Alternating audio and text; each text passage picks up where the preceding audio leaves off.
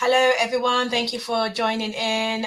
We have Teresa here, who is going to give us just a short talk about the bias in everyday apps. Okay, hi everyone. My name is Teresa. I'm a product designer at Publicis Sapient, and I'm here to talk to you today about the bias in the apps that we use every day and what we can do in our own little corners to fix it. So basically, I know we all use apps every day to shop, to chat, to bank, and more so like voice assistants that are supposed to make our lives easier. But what if these tools that we use are quietly shaping how we see ourselves and others? Like, right? Like we've seen how, beauty filters on Instagram and Snapchat lighten skin tones, or how job platforms are, made to favor certain names. But then I'm just bringing this to you today to let you know that this is not really a tech problem. It's more so of who was in the room when these decisions were made. So I'm just highlighting the point that whatever career path that you follow or wherever you see yourselves, every choice that we make can either include or exclude the people that we're trying to build products for. So let's dive into the problem, right? Like, what is the problem? Uh, Literally, like, how many of you have had to repeat yourself multiple times to Siri or to Alexa? For me, for example, if I got £1 for every time I had to scream at Alexa to play me a song by Adekunle Gold, for example, I probably would be a billionaire. And the issue here is that I've had to slow down my speech, change my accent, and even sometimes spell words letter by letter because my Nigerian accent apparently doesn't exist in the training data. And what about fitness apps? Most fitness apps are built to help people to lose weight. But I have friends that have been trying to gain weight for, months and years, and there are no accommodations for them. So what should we do? Like literally, because these aren't glitches. These are features that are built by teams that looked at each other and thought like each other and never questioned any assumptions. So why does this kind of bias keep showing up in the products that we use every day? Because it's not always intentional, to be honest. It's more so about how teams, data, and design decisions are being shaped. So why exactly does this happen? I would say four reasons why this happens is, homogeneous teams, right? Because when everyone in the room shares similar backgrounds and similar experiences, blind spots go unnoticed, and what feels normal to one group becomes the default design decision for everyone that is supposed to use it. Another reason, majorly, is biased data. Data is given to AI, for example, through like every experience, every historical experience, and we all know that historical data reflects inequality and discriminations. So those biases get baked into the system, and this system keeps replicating patterns that it was never designed to question. Because let's face it, AI is not going to question why XYZ is occurring. And another reason is the default user, right? So many products are built around the average user, who is often a young, white, male, able bodied person. And this default shapes everything from interface design to testing and leaving everyone outside that profile as an afterthought. And this is obviously an issue because when we design, we need to also think about the 1% while designing for the 99%. And one most important reason why I believe this happens and why I'm talking here today is no one really does speak up. So when diverse voices are in the room, they are sometimes ignored or hesitant to challenge decisions because, creating inclusive products requires more so psychological safety and space for different perspectives to be heard. So people need to like try and speak up. I understand how difficult that can be in certain situations, but if you are also in a position where you can amplify somebody's voice, please do so. But then the good news here is that bias in design isn't permanent, at least we would hope so. It can be challenged and changed by the decisions that we make every day. So, how can you change this? All of us, but more so, how can you change this? We need to ask three questions, especially if you are in the tech space. You need to ask questions like, who is represented in the user research? Start by questioning, representation, whose voices are missing from your research, your personas, your testing sessions. When we only design for people in the room, we, risk building products that excludes everyone else and people that majorly need our products.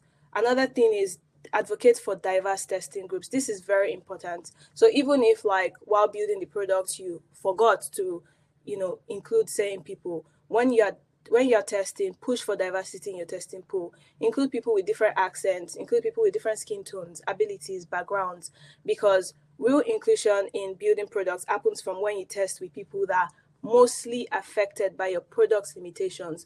Those are the people that really, really do need the use of the product. And one other thing is to speak up when you see bias in data or features.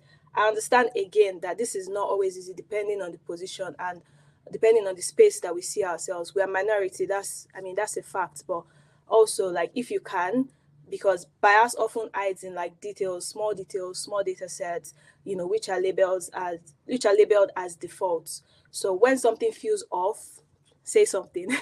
Raising those flags early can prevent exclusion from becoming a part of the product.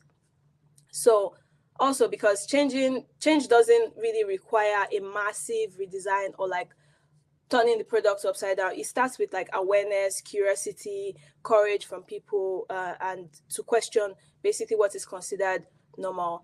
And also, if you're in other spaces, they are like outside tech space. If you're in marketing, if you're in comms, for example, so many other spaces, you can also question who is missing from this conversation, because whenever decisions are being made, you need to ask yourself who isn't represented here, who might be affected but doesn't have a seat at this table.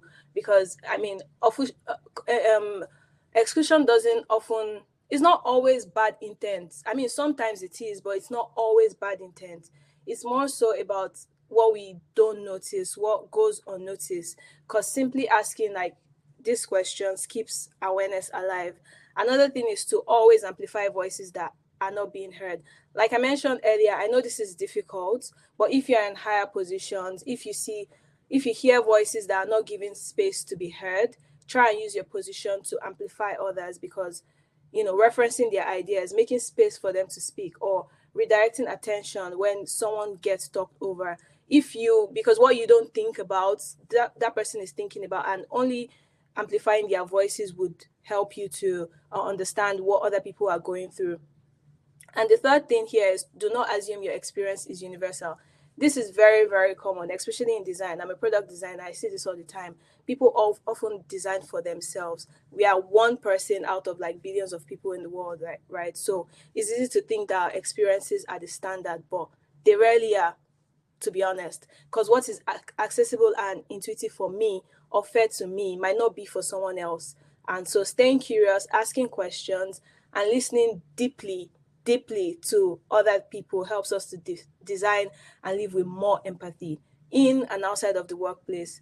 And one thing is, changing bias isn't often always about building better products or building like, the most beautiful products. It's more about building better spaces for people, because inclusion, let's be honest, starts long before design.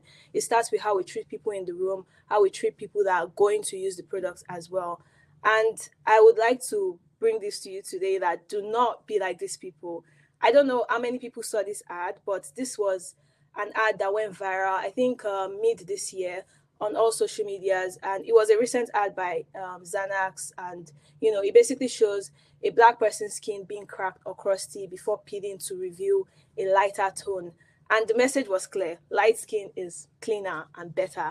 And this kind of video is not just offensive, it exposes how deeply rooted colorism is. So if you think about every point that I've given, how you give AI this information, or how many people were in the room, you understand how this ad came to be. And even though this is an ad, this same bias exists in technology. Like I spoke earlier in terms of like beauty filters, lightening skin tone. This is an example, just in form of ads, right? And how photo apps struggle to detect darker skin tones. Like they make you look like something else, to be honest. But what this ad reminds us is that bias doesn't always come from hate. I wasn't in the room when this was created, so I wouldn't know if this was from hate, but more often than not, it's not from hate. It's sometimes from like lack of awareness. But this is 2025. Everyone can go on Google. But for this case in particular, I would say if diverse voices were in the room when creating this ad, it would likely never have been approved. Imagine if Black people were there, or Black people were even like in the room and amplified voices or maybe white people were in the room and amplify voices of the black people that no, this is not acceptable, then this ad would have never seen the light of day. And finally, sorry, I tried to play the video, but yep. Okay, and finally, I would like to end this talk with, you would be in rooms where decisions are made about other people's lives. I want to remind us to be the voice that asks, who are we forgetting? And thank you so much for listening. If you'd like to continue this conversation, because I know it's quite short, you can reach out to me on LinkedIn, and yeah, we can chat. Thank you very much.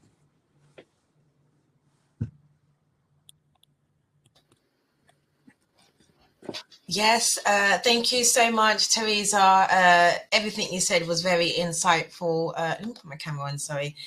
Everything you said was very insightful and good food for thought, because sometimes you fail to recognize that, you know, there is a lot of, you know, bias going on in the apps that we're using, and what can we do when we are in those, you know, jobs, you know, those spaces, you know, are we confident enough to put our hands up? So thank you so much for that. And yes, you guys can continue this conversation probably in one of the lounges as well. And yeah, thank you everyone for attending. I'm going to end the session and start the next one in 4 minutes time. Thank you. Bye-bye. Bye.